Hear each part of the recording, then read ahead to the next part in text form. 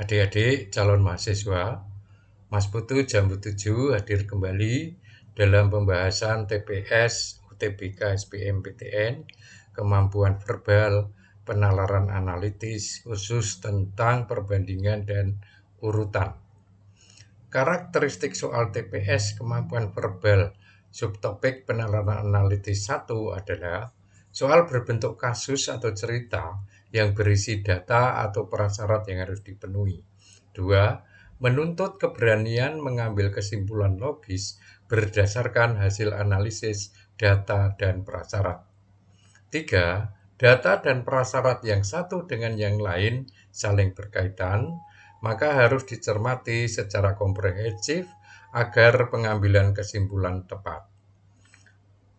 Soal penalaran analitis ini mempunyai beberapa model, yaitu perbandingan 2 lebih nilai, model urutan perbandingan, model hubungan antar syarat, dan model kombinasi. Kesemua model soal ini menuntut kecermatan dalam membaca teks soal atau teks cerita, menganalisis data atau prasyarat untuk mengambil kesimpulan. Jadi harus betul-betul kita mencermati kalimat-kalimatnya. Sekarang mari kita bahas soal penalaran analitis 1 tentang perbandingan dan urutan. Soal nomor 1. Di perusahaan farmasi X, Rama dipromosikan untuk menduduki jabatan baru sebagai kepala bagian produksi atau kepala bagian pemasaran. Ternyata Joni terpilih sebagai kepala bagian produksi di perusahaan tersebut sehingga posisinya telah terisi. Nah, pembahasannya, Rama dipromosikan menduduki jabatan baru sebagai kepala bagian produksi atau kepala bagian pemasaran. Nah, karena Joni sudah terpilih sebagai kepala bagian produksi, maka Rama menduduki jabatan baru yang lain, yaitu sebagai kepala bagian pemasaran. Ada pada pilihan jawaban E. Perjalanan dari kota, soal nomor 2, perjalanan dari kota X ke kota Y dengan bus umum butuh waktu tempuh minimal 6,5 jam. Seminggu sekali Andi pergi ke kota Y. Sekali jalan butuh waktu 8 jam. Pemberangkatan bus umum dari kota A ke kota B 2 kali seminggu. Simpulan yang tepat. Nah, berdasarkan informasi di atas, pilihan jawaban A, B, C, dan E ini tidak ada informasi yang jelas dan pasti.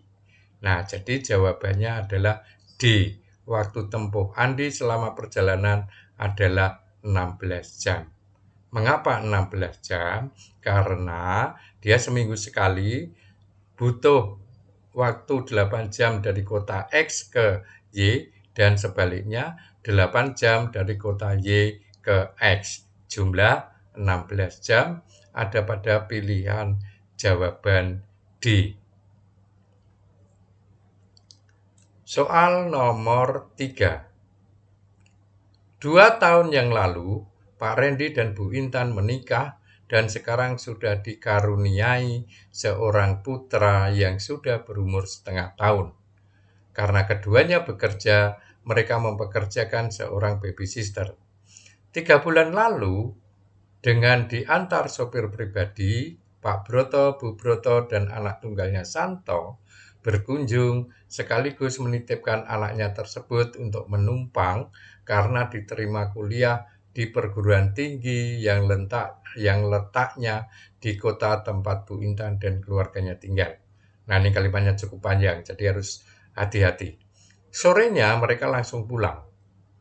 Sebagai adik bungsu, tentu Pak Randy tidak keberatan mengingat jasa kakak ketiganya tersebut terhadap dirinya, apalagi anak yang dititipkan sopan dan rajin.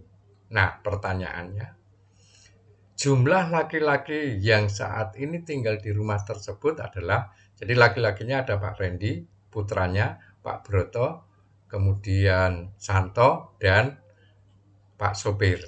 Nah, tapi mereka Pak Broto, Bu Broto itu kan langsung pulang, otomatis juga sopirnya pasti pulang karena dia yang mengemudikan. Maka yang tinggal yaitu 3 orang. Jumlah laki-laki yang tinggal di rumah Pak Randy adalah 3 orang. Pak Randy, putra Pak Randy, dan Santo. Ada pada pilihan jawaban C. Selisih waktu antara pernikahan Pak Randy dengan Bu Intan dengan kedatangan Santo adalah titik-titik pembahasannya.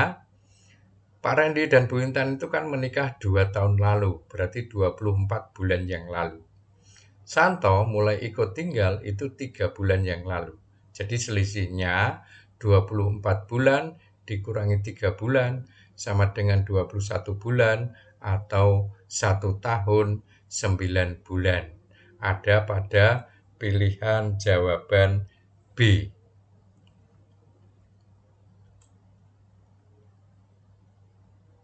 Soal nomor 5. Cermati pernyataan di bawah ini. 1. Saat ini jumlah penderita COVID-19 meningkat. 2. Pemerintah berencana memberikan dana BPJS ketenagakerjaan setelah karyawan berusia 56 tahun. Nah, jika kita lihat, dua pernyataan ini tidak mempunyai hubungan, maka boleh dipastikan kita bisa menjawab pilihan yang menggunakan kata tidak saling berhubungan, yaitu D atau E. Nah, sekarang kita tinggal cermati. Kalau D ini sebab, E ini akibat. Nah, dua pernyataan ini sebagai apa? Nah, pilihan yang tepat adalah jawaban E. Pernyataan 1 dan 2 adalah akibat dari dua sebab yang tidak saling berhubungan. Soal nomor 6. 4 orang peneliti membahas COVID-19. Peneliti P bisa berbahasa Perancis dan Jerman, peneliti H menguasai bahasa Perancis, peneliti R bisa berbahasa Inggris, Jepang, dan Cina. Peneliti S bisa berbahasa Indonesia, Jerman, dan Perancis. Nah, peneliti yang harus dibantu oleh penerjemah adalah, nah kita lihat, P bisa Perancis dan Jerman, H menguasai bahasa Perancis, R bisa Inggris, Jepang, Cina, S bisa berbahasa Indonesia, Jerman, Perancis. Dari keempat orang ini, ada 3 orang yang menguasai bahasa yang sama, yaitu bahasa Perancis, yaitu P, Q, dan S. Artinya mereka bisa saling berkomunikasi. Nah, maka yang butuh penerjemah, yang harus dibantu penerjemah adalah pilihan jawaban C, yaitu R. Karena apa? Karena dia tidak bisa berbahasa Perancis, sementara 3 sahabatnya bisa berbahasa Perancis. Soal nomor 7. Sejak remaja, Joni diajari orang tuanya untuk mempersiapkan masa depan sedini mungkin. Saat mahasiswa, ia mencoba menentukan prioritas dalam hidupnya sebagai berikut. A. Hidup tenteram sebelum menikah. B. Memiliki anak setelah istrinya diwisuda. C. Untuk hidup tenteram, ia harus punya pekerjaan tetap. D. Ia akan melanjutkan pendidikan ke S2 setelah punya jabatan. E. Meski belum lulus S2, ia akan membiayai istrinya untuk kuliah lagi. Dan F. Menikah sebelum punya jabatan dan setelah punya pekerjaan tetap. Nah, permasalahannya adalah saat ini Joni menjadi kepala bagian kepegawaian di perusahaan tempatnya bekerja. Nah, urutan target selanjutnya apa? Ini berarti Joni sudah punya jabatan. Nah, jika kita lihat, berurutannya tadi, 1 punya pekerjaan tetap, 2 hidup tentram, 3 menikah, 4 punya jabatan, 5 melanjutkan pendidikan S2, 6 membiayai istri kuliah lagi, dan 7 memiliki anak. Jadi 5, 6, 7 ini yang harus dicapai berikutnya ada pada pilihan jawaban A. Soal nomor 8. 6 orang calon karyawan, Ari, Boni, Cika, Dodi, Edo, dan Vina, masing-masing akan diwawancarai sekali oleh petugas dengan urutan yang diatur sebagai berikut. Vina maju sebelum Dodi. Boni dijadwalkan sebelum Cika. Dodi diwawancarai pada urutan ketiga setelah Ari. Cika diwawancarai pada urutan keempat atau terakhir.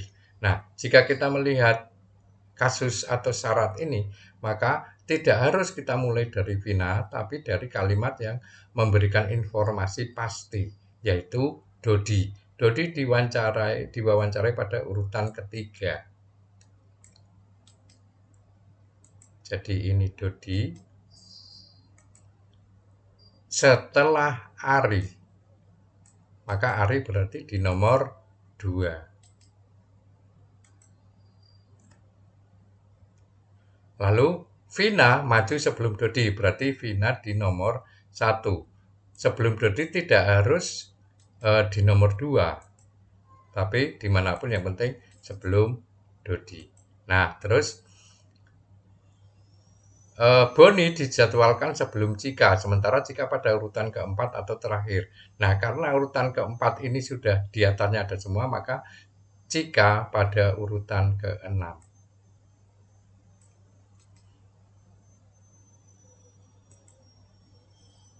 Nah, Boni sebelum Cika. Berarti Boni bisa di nomor 5. Lalu satu lagi Edo di nomor 4. Nah, sebenarnya antara Edo dan Boni ini boleh dipertukarkan. Ya, jadi pilihan jawabannya adalah Vina, Ari, Dodi, Edo, Boni, dan Cika ada pada pilihan jawaban A. Demikian, jangan lupa subscribe. Terima kasih atas kunjungannya. Salam satu guru banyak ilmu.